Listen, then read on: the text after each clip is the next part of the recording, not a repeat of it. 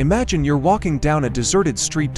Suddenly, plop, a fish falls right in front of you, then another, and another. The sky really is dropping fish. People scream, some hide, and some even think it's a miracle. But this isn't a movie, it's real. This phenomenon has occurred in Honduras, India, and even Japan. Scientists have finally discovered the answer. Tornadoes suck fish from rivers and drop them kilometers away. But in some places, there's no storm, no river, no ocean at camp.